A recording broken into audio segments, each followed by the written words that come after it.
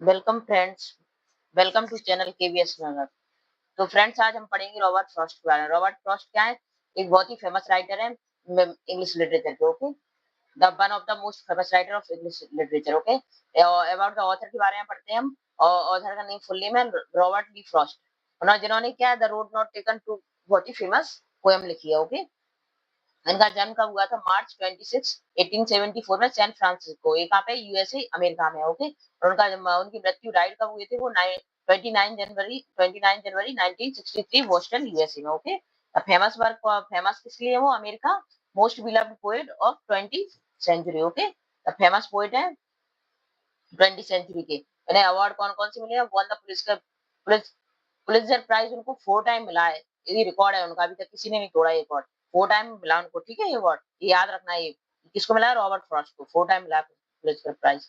Now next is early life कैसी थी उनकी? आफ्टर हिज फादर है, उनके फादर की डेथ के बाद फ्रॉस्ट तब सिर्फ 11 ईयर की थी। उनकी फैमिली कहाँ चली गई? मैसाचुसेट्स मूव कर गई थी। उनकी स्टडी कहाँ पे हुई? डॉर्थमाउथ कॉलेज में हुई। और बाद में क्या हुआ? हार्वर्ड डॉर्थमाउथ कॉलेज में भी हुई, फिर हार्वर्ड यूनिवर्सिटी में हुई। And did not complete a degree, उन्होंने कंप्लीट नहीं की अपनी डिग्री। ठीक है, ट्राइड अ वेरियस, बहुत सारी जॉब की उन्होंने, टीचर की भी की, कॉबलर की जॉब की, फार्मर की, कुछ फार्मिंग, मतलब अपनी लाइवलीहुड के लिए का टीचर पढ़ाया भी है उन्होंने, और एक कॉबलर की तरह काम भी किया, और एक बार फार्मर फार्मर का की तरह काम भी किया उन्होंने। ठीक है, before turning seriously to poetry, इससे पहले क्या पोएट्री में वो सीरियस नहीं थे।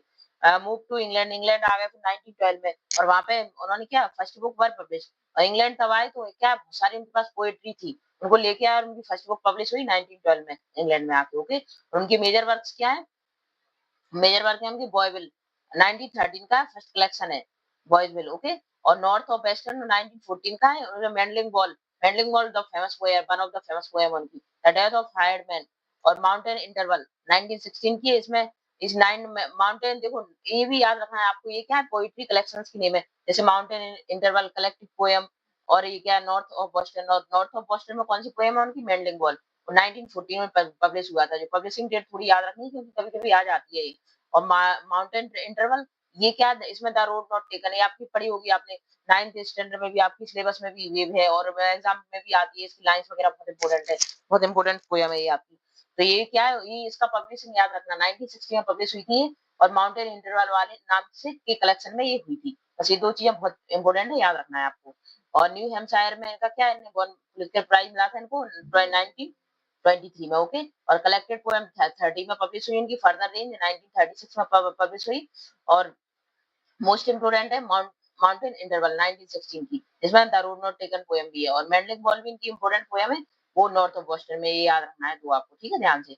और द रोड नॉट टेकन उनकी फेमस पोएम है, stopping by woods on a snowy evening, ये भी इंपोर्टेंट है। ये आपकी एमपी बरगे की एग्जाम में भी दोनों पोएम प्रिस्क्राइब है। ओके, तो ये दोनों पूरा रोड नोट टोकन तो मैंने आपको करवा दिए, स्टॉपिंग बाय बोट्स भी मैं आपको करवा दूंगी। ओके, मेडलिंग बॉल भी इंपोर्टेंट पोएम है, birds the fire and ice after Apple Apple picking भी, ये क्या है? एमपी वर्गे में प्रिस्क्राइब है, ये भी मैं आपको कंप्लीट करवा दूंगी। ओके, तो ये क्या कुछ इंपोर्टेंट पोएम है, इनको ये आप थोड़ा डिटेल में पढ़ लेना, एग्जाम के पर्सपेक्टिव से बहुत इंपोर्टेंट है। और थीम्स क्या है उनकी पोएट्री? मतलब अधिकतर थीम क्या रहती थी? वो नेचर के ऊपर स्पेशल लिखती थी, जैसे बर्ड वर्ड्स लिखते थे नेचर के ऊपर, इस तरह से रॉबर्ट फ्रॉस्ट को भी नेचर पे लिखने की हैबिट थी। जैसे रस्किन बॉन्ड है, वो भी नेचर पे लिखते थे। फ्रॉस्ट यूज नेचर को यूज करते थे ज्यादा। बैकड्रॉप ऑफ ह्यूमन स्ट्रगल को भी लिखते थे कि कैसे ह्यूमन स्ट्रगल करता है। कि देखो रस्किन, अधिकतर आप ऑथर की लाइफ के बारे में पढ़ो पर्सनल, तो अधिकतर ऑथर जो भी लिखता है ना राइटर, वो अपनी लाइफ से ही इंस्पायर होकर लिखता है। जैसे क्या है, इनने रस्किन बॉन्ड ने लिखा था, ठीक है, रस्टी का करेक्टर लिया कहाँ से लिया? अपनी पर्सनल लाइफ से लिया। इसी तरह से रॉबर्ट फ्रॉस्ट ने अपनी लाइफ से इंस्पायर होकर क्या, उन्होंने क्या अपनी लाइफ में स्टार्टिंग में बहुत स्ट्रगल किया, जब यूएसए में थे वो, फार्मरिंग का काम भी किया, कोबलर का काम भी किया, और टीचिंग भी किया। ये सब क्या, उनने बैकग्राउंड क्या है उनकी, नेचर है उनका ह्यूमन स्ट्रगल है, उनने भी अपनी लाइफ में स्ट्रगल किया। इसी से इंस्पायर होकर उन्होंने अपनी थीम दी अपनी स्टोरीज में, पोएम्स में। ओके, और रूरल लाइफ में हम भी रहे वो थोड़ा, इसलिए इसके बारे में भी, रूरल लाइफ के बारे में भी, कंट्री साइड के बारे में भी डिस्क्राइब किया है। और ह्यूमन चॉइस और उनके डाउट क्या होते हैं ह्यूमंस की, सबका रिवर्स आपका सबके बारे में बताया। क्योंकि क्या वो भी शुरू स्टार्टिंग में क्या थोड़ी सी डायलेमा में रहा कि मैं क्या करूं क्या ना करूं, और फाइनली उन्होंने डिसाइड किया कि एक पाथ लेना है मुझे, इस टाइप से किया। The road not taken poem इसी पे डिसाइड है, तो उन्होंने चॉइस और डाउट भी लिए अपनी पोएम्स में। जो देखो द रोड नॉट टेकन क्या है, आप पढ़ोगे पोएम तो आपको बहुत इंटरेस्टिंग पोएम है, इसको पढ़ना मैंने चैनल पर अच्छे से डिटेल में पढ़ाया है, कंप्लीट करवाया है इसको।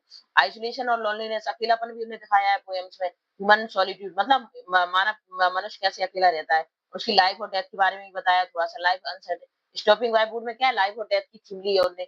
इस टाइप से आपको ये थोड़े से मेन पॉइंट है, बहुत इंपॉर्टेंट है एग्जाम पॉइंट ऑफ व्यू से, ये अच्छे से याद रखने हैं। Okay sorry. Style of writing कैसी थी उनकी, लिखने का तरीका क्या था, सिंपल लैंग्वेज लेते थे, टफ लैंग्वेज नहीं है इनकी। डीप मीनिंग रहता था, लेकिन मीनिंग बहुत डीप रहता था। रीडर्स क्या है, अपने आप को कनेक्ट कर पाते थे, ऐसी थीम रहती थी इनकी।